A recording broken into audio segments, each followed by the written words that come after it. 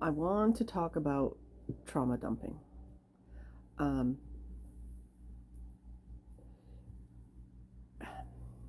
which bothers me as a concept. Um, and I have been accused of it before. Um, and my reaction, I bet you've seen it in videos, is, um, geez, I haven't even told you 10% of what actually happened. What are you talking about? How are you saying that I'm trauma dumping on you? I'm not trauma dumping because I'm not actually telling you my whole thing. Um, what trauma dumping is constantly talking about and explicitly talking about things that happen to you that have caused major problems and damage in your life, um, which is not a good thing. Um, and the problem with it is if you do this, it is your well, one, it makes you feel a little better because you're like, huh, and you're getting some sort of validation that, yeah, this was a really bad thing that happened. Um, and also it's sort of like um, creating an intimacy with somebody because you're telling them this super private thing that happened to you. The thing is that not everybody, most people, are not interested in hearing about true trauma. And trauma dumping also has like a surprise element, like, people aren't expecting it. It also has like a never ending on and on and on element of it too, because you're trying to tell the whole thing. Um, and people are like, yeah, go to therapy for it. Um, I don't think even trained therapists can take true trauma dumping.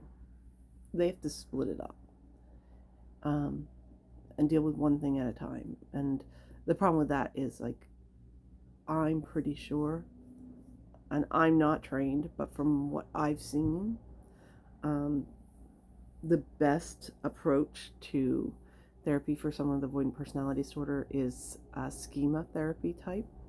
I know it's CBT. CBT is think about it and think about it in an alternate way. Yeah, let's ruminate about some terrible thing again and again and again. That's going to really work. That's going to really, you know, be effective for somebody with extra sticky neural pathways that can't let go or rewrite, that they can just make it bigger and bolder. Yeah, no, CBT doesn't work. Schema therapy works because it's never ever one individual little thing. um, it might seem like, oh, there's this interaction I had with somebody, and let's work with that one little interaction. No. It's all informed by whatever the background is that caused the personality disorder to pop up in the first place. So schema therapy is taking like big, bold um, sort of patterns, and say, okay, well, when you deal with any situation that could even slightly relate to this type of thing, this is your reaction. Regardless, you can't tell if, you can't really judge if it's a really a horrible thing or if it's just a little nothing, and you can't do the judgment. You're just going to react the same way. That's what schema therapy helps do. That is what a therapist should help somebody with avoidant personality disorder um, sort of work through. However, trauma dumping is the actual details of what is going on. Okay, another example. I took DBT, which did not work for me. Um, Although I've seen I actually think that people should study it on their own, but not actually, if they have avoidant personality disorder, do the group. Ugh, because it's hard, um, and it's pointless. And the practice of homework you're supposed to do is like, yeah, call a friend and invent them to a movie. No, but um, learning about how to um, not be so reactive, but to actually think about what's happening is actually, that's really good at training you step by step how to do that. But when you're in DPT therapy, group therapy, you're not allowed to talk about the specific details of what is actually being triggered and discussed by you. You don't tell the details at all. You're supposed to have a second therapist that will go through the one interaction with, your horrible sister-in-law or whatever. You talk about that in private therapy, not in group therapy. They don't want trauma dumping in DBT therapy. When it comes to an individual person, again, this sort of judgment about, what you can and should do and how far you should go. It's sort of like not there. It's sort of like black and white. It's sort of like you either tell somebody what's going on or you don't tell anybody anything at all. And so trying to find a gray space of, what you're supposed to talk to people about is difficult, and that leads to trauma dumping. And it does also, it's like a cork coming out of, a shook up bottle of champagne. It's just like a pop. It just goes because you've not talked about it at all with anybody. And then you start saying two words and like the entire thing starts to tumble out. And it's very off-putting to be on the other end of that. And then, come here. It's a cat. And he's like, I want to go out. I'm like, nope, you're not going out. There he is. There's Barry. He doesn't go out. There's too many cars out there. You'll get squished. Anyway, so how to deal with that?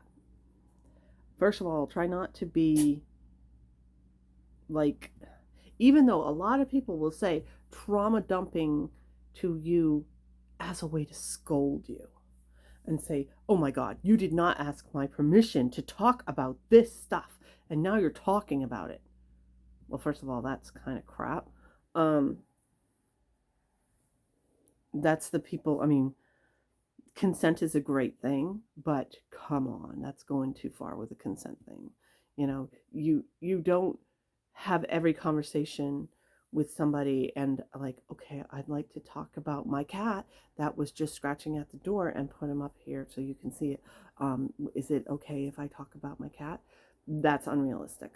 So that's going a bit far, but it is really hard to find somebody who will listen to him. And so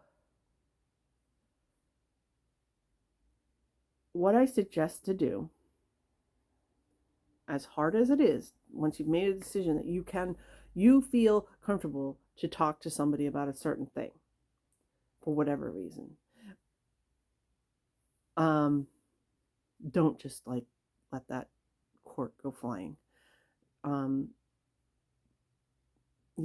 Say, sort of allude a little bit to what is happening, and then listen to them. Listen to their reaction. Like what happened to me this past summer. The people who I would talk to the most about this have point blank said, I cannot hear this. I will not hear this. It's too difficult for me to hear what you went through. You know what? And I have a lawyer who's actually seen the videos and actually comes back and says, oh my God, it's even worse than what you thought.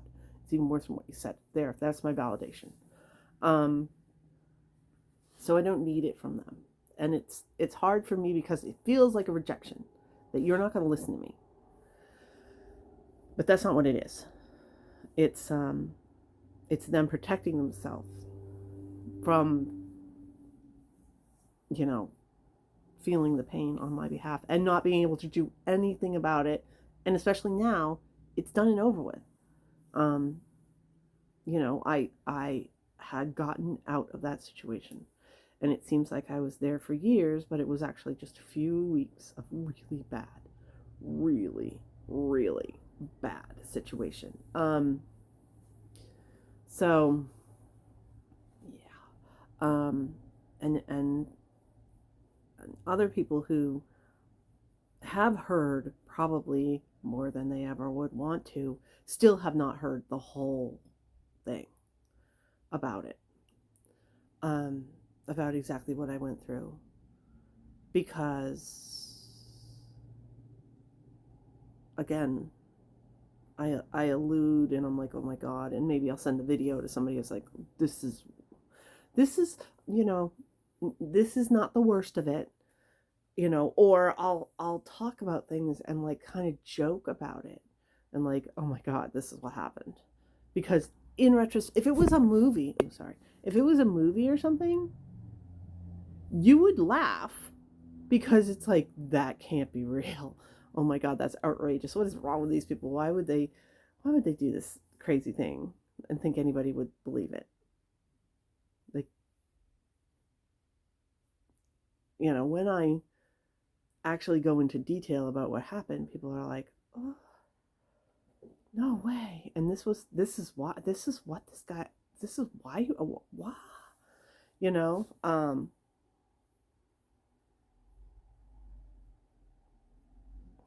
Perry's getting up to something. Anyway, so that's my situation. And yeah.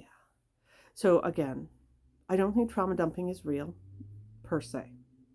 I do think that when you talk to people, you have to be aware of whatever you're saying and how it's landing with them, and if they can handle it or not. And if they can't handle it, it is not a knock against you. They're not listening to you. They just are personally being affected by it and don't want that pain. And that's okay. And you know what? People with avoidant personality disorder don't want to cause pain to people. They just don't. So, you would not, if you had done true trauma dumping on somebody, told them exactly the detail, and whatever the reaction would be, you would basically hate yourself because you told these things. You said these things. You made somebody else, like, I have a real problem with people who do not have avoidant personality disorder to describe what it is, like, in detail, because they're all horrified. They're like, oh my God, that's horrible. That's terrible. I can't believe you think that way. I can't believe you exist that way. I can't believe you were forced into being this way. And I feel bad just describing, what exactly the DSM says. And say, yeah, this is me. Because I don't want them to feel bad for me. So it's the same with trauma dumping, that if you start talking about this happened to me and people are getting squirmish or they're not wanting to hear it, save yourself from feeling horrible afterward for putting somebody through it, and don't continue talking about whatever you would want to do. And if somebody accuses you of trauma dumping, 100% you can say, no, I'm giving you 1%. If you want trauma dumping, I can really dump it on you, but please do not make me feel like I'm, I'm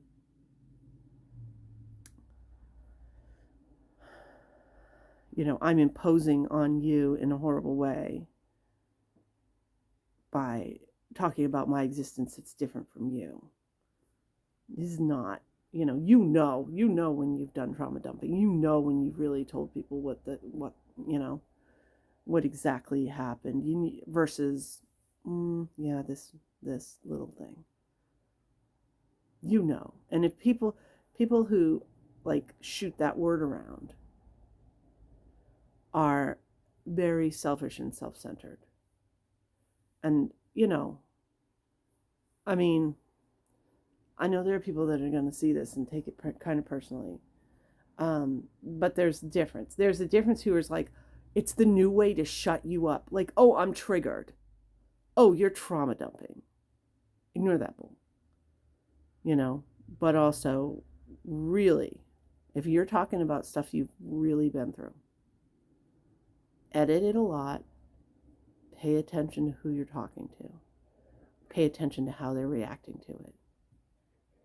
Because our normal is the worst thing that people who don't have avoidant personality disorder have ever even conceived of. And, we're stronger than them. For us, it's just like a story. For them, it's like a horrible thing. Because there are people who think that listening to somebody else's awful stuff is their biggest trauma of their life, which is kind of sad that they've had no experience, but also kind of good that they've never had a bad experience. So I think it's another, like I said, there is triggering people. That's real. Trauma dumping, I think it's not really real. I think that it's the new way of shutting people up to say that you're trauma dumping. But again, pay attention to that, because you know what? That means your audience is bad. And there's better people out there, and you'll find somebody that you can talk to that's better, that will listen to it. And don't burn them out. Don't kill that golden goose. But not everybody is basically someone who deserves to hear your story. And that's a really big, way of saying, hey, I'm not interested enough in you. So you protect yourself and don't bother with them, in a nutshell.